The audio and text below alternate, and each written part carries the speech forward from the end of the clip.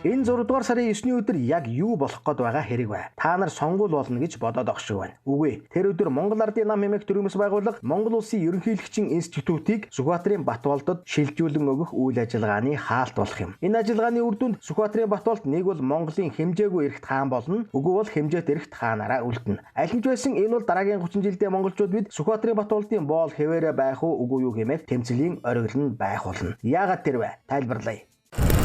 Ардчлал чөлөөт зах зээл рүү шилжээд 31 жил өнгөрсөн хэдий ч Монгол улс нь хөрш Орос Хятадаас олон 10 жилийн хөгжлөөрөө тасран гээгдэж үлдлээ. Тэр үед биднээсээ хэдэн 10 жилээр хоцрогдсон байсан бүдүүлэг өрөвдөлтөй Хятад улс өнөөдөр ард түмнээ ядуурлаас гаргаж чадхаар үл барам саран дээр түүхийн эдийн бааз байгуулахаар сансрын хөлөг хөргөж Бээжин хот нь өнөөдрөөс жолоочгүй такси үйлчилгээндээ гаргаж байгаа гэх мэт гайхамшгуудыг бүтээтлээ тасархай хөгжжээ. 31 жилийн өмнө дотоодын мафтайгаа алцж годомж талбайдаа буудалсан төрийн ордон руугаа танкаар гал нээж байсан Оросууд өнөөдөр дэлхийн хөгжлийг тэргүүлэн тахалд нэрвэгдсэн хэн бүхэнд тусламжийн гараа сунган гээгүүлж байна. Гэтэл тэдэнтэй яг адил нэг гараанаас хөдөлсөн Монгол улс вакциныхаа 50 сая долларыг гадны орноос гуйгаад сууж байгаа юм. Яагаад тэрвүлээ? 31 жилийн өмнө яг адил гараан дээр зэрэгтэн зогсож байсан атлаа ямар учраас хоёр нь дэлхийг тэргүүлж нөгөө нь энэ дэлхийн хамгийн адагт орсон арчаагүй ядуу буурай улс болж хоцорваа. Яагаад тэрвэ? Хамаг учир нь хөөрхий Монголыг 31 жилийн турш ганцхан төрийн бус байгууллага удирдах байсан учраас л ингэж дампуурчээ. Тэр мөртөө Монголыг 31 жилийн турш удирдах байсан тэр төрийн бус байгууллага нь ганц л хүнд захирагддаг байсан учраас л ингэж дэлхийн хөгжлөөс гээгдэж дэрэгдэх хоёроосоо сугарч үлдсэн байна. Үүнийгээ бид ердөө ганцхан сарын өмнө эзэндээ зодуулан гөлзөж суусан хүрсгийн гутамшгаас л мэдэж авсан байдаг.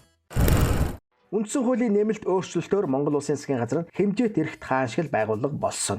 Хэмжээт эрхт гэдэг үгийг сайн шиг тогтоогоод авахыг хүсье. Энэ өөрчлөлтөөр засгийн газрын тэргүүн нь хэнийг шоронд хийж хэнийг шоронгоос гаргаж авахыг шийддэг болжээ. Ерөнхий сайдын гарт төрийн бүх яамдууд сайд нарынхаа хамт байхаас гадна авилгатай тэмцэх газар цагдаа тагнуул дотоодын зэрэг тэр бүхэл шүүгч бас орсон байна. Үүний хамгийн тод жишээ нь авилга албан тушаалын хэрэгээр ял аваад байсан жаргал тулгын Эрдэнэт гэж ялтныг Батлан даалтад төр гаргаж авангуудаа улсын хурал руу оруулж тангар өргүүлээд төрийн хамгаалтанд оруулчихсан үйл явдлаар энэ бүх бохир заван ажиллагаа нотлогдож байгаа юм. Хизээ мэдгүй шоронд орох гэж байсан олон гэмт этгээдүүдийн хэрэг ар араасаа хэрэгсэхгүй болсны дотор цахиагийн элбэг доржиж энэ хөтөлбөрийн хүрээнд ялгүй мултарсан гэдгээ мэдээллийн урсгалаар хээвнэг ярьлаа шүү дээ. Энэ бол бодит баримт, энэ бол Монгол улс хаан засагтай босны бодит жишээ. Зөвхөн нэг өнцг нь энэ. Ингэж л тэд яг өнөөдрийн байдлаар хэмжээт эрхт хаан ширээнд суугаад байгаа ба хэмжээт гэдэг нь одоохондоо ерөнхийлөгчийн институтыг гартаа оруулаагүй байгааг хэлээд байгаа хэрэг юм. Учир нь ерөнхийлөгчд тун жаахан эрх мэдэл үлдсэний нэг нь шүүхийн бүрэлдэхүүнд түүний томилсон зарим нэг шүүгч үлдээд байгаад оршиж байна. Чухам тэдний хүчиндэл өнөөдөр шудраг ёсны хэлтэр хийж чадхаа Монголд төр зургатаа үлдсэн хэрэг шүү дээ. Одоогоор үлдээд байгаа энэ бүтцийг бүр мөсөн эрхэндээ оруулахын тулд ерөнхийлөгчийн суудлал руу ухнаагийн хүрсэх хэмээх сумтай гарыг томилон дайралт хийлгэж эхлээд байна. Энэ хүрсэх гэдэг этгээд бол тус хаан засгийн гэрээ цэргийн албан хаагч өгөөд зүүрлэж хэлбэл маш сайн бэлтгэгдсэн байлгч юм. Түүний гарт цагдаа цэрэг хууль шүүх бүгдийг атгуулсан байгаа тул хууль дүрм үл хамаарах ба иймээс түнд тушаал өгтөл хангалттай. Босго гэвэл босгож, нураа гэвэл нурааж, самар гэвэл самарна. Тушаалыг харин Сүхбаатарын Батболд Шамил хааны Хүрлбаатар нар өгөх билээ. Ингэж л тушаалын дагуу бэлтгэгдсэн хүрсхийг Монгол Ардын нам 100% саналаар галын шугам руу илгээсэн хэрэг шүү дээ.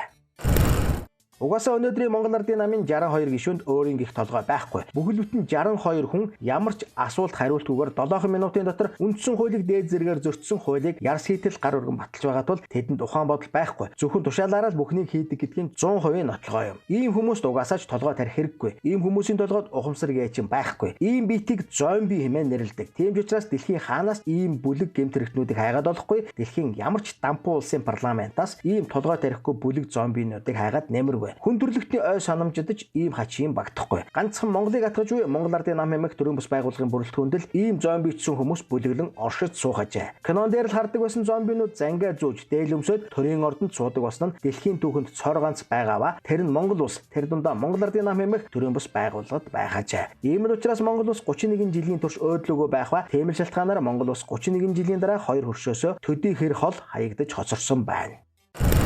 Энэ бүх зомбичсэн бүтцийг яаж бий болгосон хэрэг вэ гэдэг нууц нь Монгол Ардын намын эзэн Сүхбаатарын толгойд л байгаа хэрэг. Зомбичсэн бүлэглэл байгаа юу үгүй юу гэдэг нь 7 минутын дотор үндсэн хуулийг зөрчсөн хууль баталснаар ил болсон хэрэг. Тэгэхээр 2020 онд эдгээр зомбижуулах хүмүүсийг чухам яаж сонгосон ч бас Монгол Ардын нам хэмээх зомбичсэн байгууллагын нууц юм. Эдгээр зомбинуудын дотор буруу бүхнийг илрүүлж явах ёстой сэтгүүлч нар ч хэд хэдээрээ тууж явах харуул Монгол Ардын нам хэмээх энэ бүтцэд орсон хинч бай ялгаагүй зомбиж гэдэг нь илт байна. Тоо жишээ нь 2020 онд Монгол Ардын нам 12 суудалтай болсны дараа ерөнхийлөгч Баттулга хөрөлсөхийг урьжуулзаад сүүлийн 3 жил өөрийг чинь ерөнхий сайд байх хугацаанд манай улс 16 тэрбум долларын экспорт хийжээ. Та зэс нүүрсний экспортоо гартаа авсан биз дээ. Түүнийг гартаа хийсэн бол тогтвортой засаглал үүсч том төслүүдээ эхлүүлнэ. Ингэснээр эдийн засгаа өөдөн татна гэж асуухад өнөөх нь өөдөөс нь таг мэлээгээд юу ч мэдэхгүй гэдгээ хэлжээ. Бүр юу ч мэдэхгүй байсан гэдэг. Яг л даалгавраа хийгээгүй сурагчид хоосон мэлээгээд сууж байсан байна. Ингэж л түүний ард хэн нэг хүн байдаг. Тэр нь сүү отолд гэдгийг ерөнхийлөгч мэдэж авсан ба харин тэр сүү отолд гэж итгээд хүнийг яаж ингэж вакуумжуулж, яаж ингэж зомбижуулж чаддаг нь одоо хүртэл нууц хэвээрээ байна.